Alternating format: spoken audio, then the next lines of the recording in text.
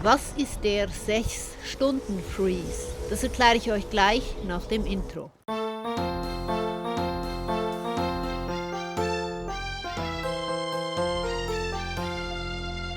Moin, ich bin Kexos und in der Sea of Thieves gibt es mehrere Bugs, die dazu führen können, dass ihr ein Standbild bekommt oder dass sich ein Spieler nicht mehr bewegen kann. Neben dem 6-Stunden-Freeze gehört auch der normale Freeze zu dieser Buggruppe und natürlich auch der Bug, wo sich ein Spieler länger nicht bewegen kann, weil das Spiel zu lange braucht, um eine Aufgabe auszuführen. Je nachdem, mit welchem Bug wir es zu tun haben, ist auch ein anderes Handeln gefragt, um den Bug lösen zu können. Fangen wir mal mit der einfachsten Version dieser Bugs an, und zwar der normale Freeze. Der normale Freeze ist hier nur der Vollständigkeit halber im Video drin. Der normale Freeze erzeugt ein Standbild. Es gibt keinen zeitlichen Grund, warum das ausgelöst wird, und es gibt auch sonst keinen Grund, warum das ausgelöst wird. Der kommt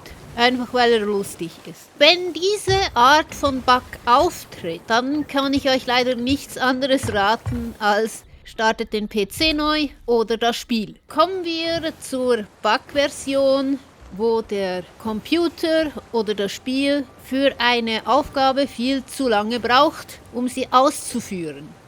Der Bug kann ganz plötzlich auftreten und ganz gerne mal tritt er auf, wenn man etwas greifen möchte, wie der Steuer, den Anker, das Segel oder eine Leiter. Ganz im Gegensatz zum 6-Stunden-Freeze und dem normalen Freeze verursacht dieser Bug aber kein Standbild. Der Bug verursacht nur, dass ihr euch nicht mehr bewegen könnt. Bei dieser Bug-Variante habt ihr die Möglichkeit, so lange zu warten, bis die Tätigkeit ausgeführt ist und ihr euch wieder bewegen könnt. Das kann ziemlich lange dauern. Ich bin schon mal an einem FOTD vorbeigefahren, weil ich diesen Bug hatte. Oder ihr macht es wie beim normalen Freeze, ihr startet das Spiel neu oder den PC. Normalerweise hat der Bug nichts mit dem Akkustand bei der Maus zu tun, sondern eher mit dem Computer selbst.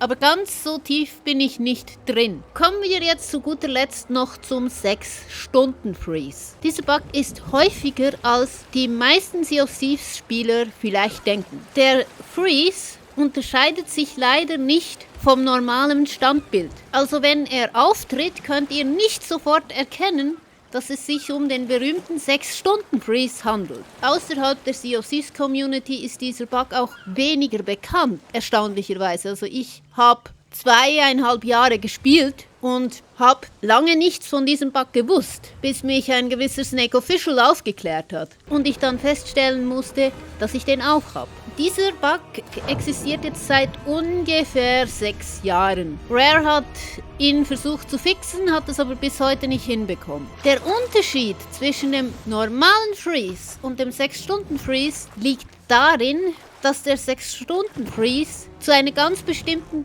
Zeit auftritt. Nur der Name 6-Stunden-Freeze ist hier ein bisschen irreführend, denn der Name des Bugs richtet sich tatsächlich nach der Zeit, wo er bei den meisten Spielern auftritt.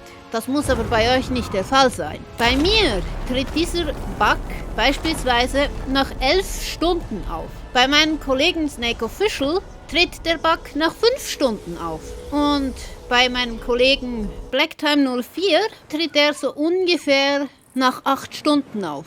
Also keiner von uns hat auf Schlag den 6-Stunden-Freeze. Bei dieser Bug-Variante gibt es nichts anderes als herauszufinden, ob der Freeze nach einer bestimmten Dauer von Sea of Thieves Spielen auftritt und man quasi die Uhr danach richten kann. Stellt sich dann heraus, ihr habt den sogenannten 6-Stunden-Freeze, dann könnt ihr tatsächlich aktiv gegen diesen Bug vorgehen. Also ihr seid dem nicht ausgeliefert. Da der 6-Stunden-Freeze immer zur selben Zeit kommt, empfiehlt es sich 1 Stunde vorher, das Spiel neu zu starten. Wenn man das macht, tritt der Bug nicht auf. Schreibt mir doch mal in die Kommentare, ob ihr vorher schon mal was vom 6-Stunden-Freeze gehört habt. Im Abspann habe ich euch noch den Twitch-Streamer-Tipp. Ich verabschiede mich. Wir sehen uns auf See. Euer Kexos.